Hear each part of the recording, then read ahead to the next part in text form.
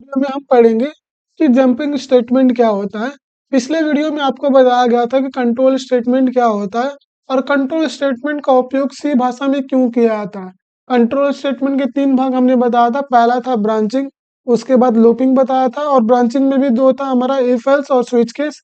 और लूपिंग में 3 फंक्शन थे हमारे, while loop, do while loop और एक था फॉर।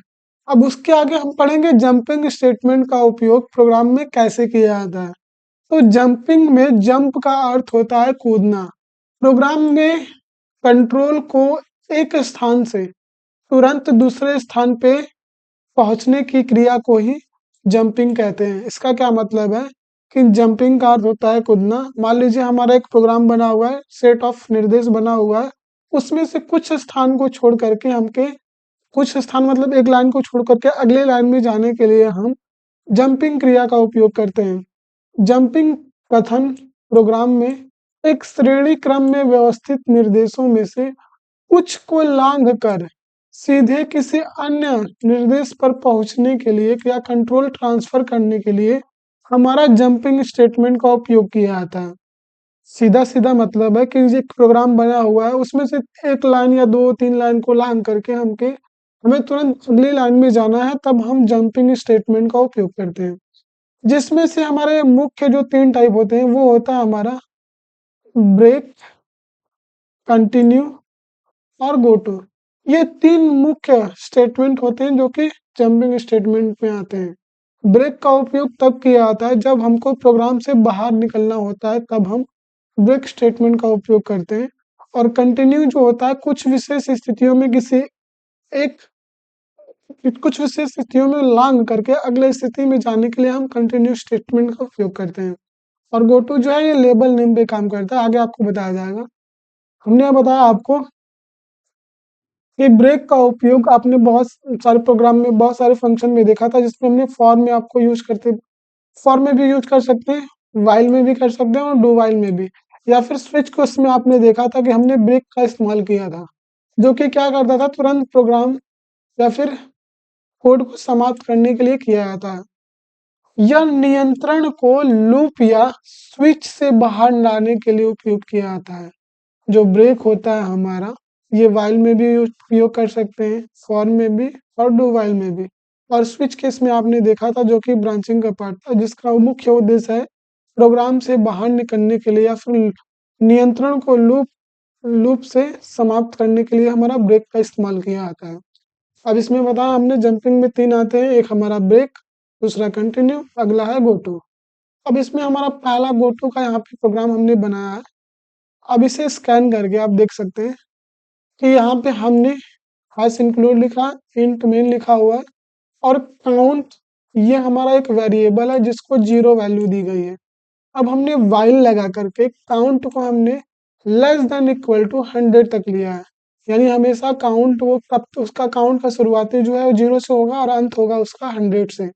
प्रिंटफ के माध्यम से काउंट लिखा और काउंट इक्वल टू बता दिया कि काउंट में कितना इंक्रीमेंट इंक्रीमेंट करना है, बढ़ाना कितना है, 1 बढ़ाना है। और एक और चीज हमने लिखा कि अगर हमारा count less than equal to 5 है, लेस देन 5 50 हो, 50 हो, तभी हमको प्रोग्राम से ब्रेक करके बाहर निकाल देना है। अब इसका प्रोग्राम हम यहाँ पे बना लेंगे। जैसे इस वाले कोड को हम हटा लेंगे यहाँ से, यहाँ से हमने हटाया, तो हम ब्रेक का प्रोग्राम बना रहे हैं। तो यहाँ पे इंट नाम का वेरिएबल में, इंट नाम का डेटा टाइप, और उसके वेरिएबल को मान लीजिए हमने 0 ही दे दिया। सेमीकोलन लगा करके हमने यहाँ पे लगाया फॉर लूप। फॉर लूप और आई को हमने क्या किया कि 0 से शुरू किया और कहाँ तक ले जाना है हमको, मान लीजिए हमको 100 तक ले जाना है, और यहाँ पे हमेशा प्लस प्लस करना है। करने के बाद यहाँ पे कर्ली ब्रैकेट के अंदर लिखेंगे कि इफ, अगर हमारा I equal to equal to equal to 50 हो रहा है, तभी हमको प्रोग्राम को क्या कर देना है, ब्रेक कर देना है। और यहाँ पे सेमीकोलन लगा देंगे। F9 से कंपाइल करेंगे और F10 से प्रोग्राम को रन कर देंगे। तो यहाँ पे हमारा प्रोग्राम रन हो जाएगा। थोड़ा सा प्रोसेस ले रहा है, फिर से इसको कोशिश करेंगे। यहाँ पे F9 से कंपाइल, इसे एक और चीज यहाँ पे हमारा एक कर्ली ब्रैकेट के अंदर होगा। ये चीज़ हमारी कर्ली ब्रैकेट के अंदर होगी ब्रेक। इसे कट करके हमने हटा और यहाँ पे हमने पेस्ट कर दिया। अब इसे F9 से कंपाइल और F10 से रन करवा लिया। फिर भी नहीं हो रहा हमारा प्रोग्राम।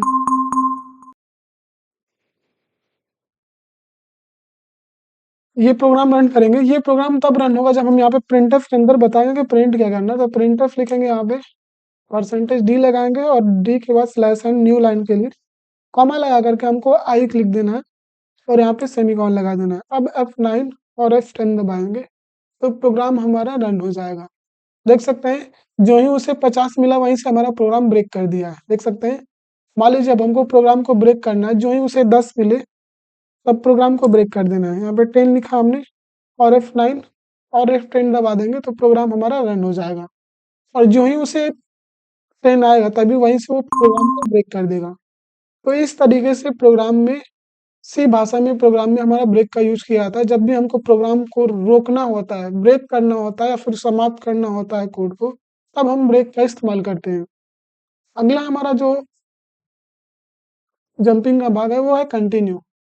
कंटिन्यू स्टेटमेंट का उपयोग लूप के वर्तमान आइट्रेशन यानी चक्र को छोड़ करके अगले चक्र पर जाने के लिए हम कंटिन्यू स्टेटमेंट का उपयोग करते हैं। इसका उपयोग तब किया जाता है जब हमें कुछ विशेष स्थिति को कोड को स्विच स्किप करना होता है। स्किप करने का मतलब छोड़ना होता है, तब हम ये कंटिन्यू स्टेटमेंट का उपयोग करते हैं। देख सकते हैं यहाँ पे हमने एक प्रोग्राम लिखा हुआ है, इसी प्रोग्राम को हम वहाँ पे कर सकते हैं। क्या करेंगे, हम इसे यही प्रोग्राम जो बनाया था हमने ब्रेक के लिए वही कंटिन्यू के लिए कर देंगे।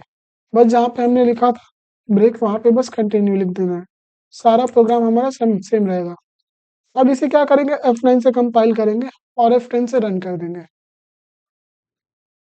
तो यहाँ पे देख सकते हैं हमारा प्रोग्राम रन हो चुका है। और एक और चीज़ यहाँ पे ध्यान से देखिए कि हमारा प्रोग्राम 10 को इंक्लूड नहीं किया है। देखिए 0 1 2 3 से लेकर 9 तक है लेकिन 10 नहीं है।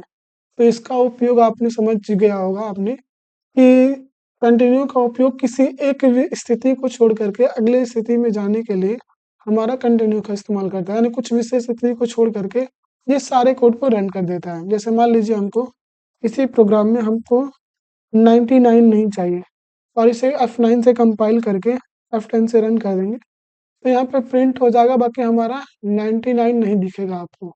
देख सकते हैं 98 है लेकिन हमारा 99 नहीं है। अब इसी चीज़ को अक्षर पे भी कर सकते हैं। बस यहाँ पे क्या करिए करना है आपको, यहाँ पे कैरेक्टर ले लेना है और यहाँ पे अक्षर को, यहाँ पे मान लीजिए पहला अक्षर हमने दिया कैपिटल ए और यहाँ पे भी पहला अक्षर दिया हमने कैपिटल ए और अक्षर को कहाँ तक लेके जाना है हमको, जेड तक। तो यहाँ भी जेड कर देंगे और हमेशा आई को प्लस प्लस करना है।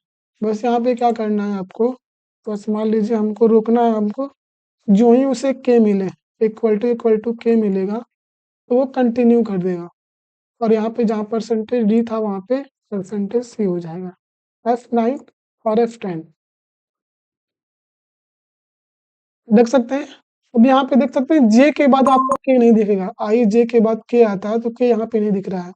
तो इस तरीके से किसी विशेष स्थिति को छोड़ करके अगली स्थिति में जाना चाहते हैं तो हम कंटिन्यू का उपयोग करते हैं।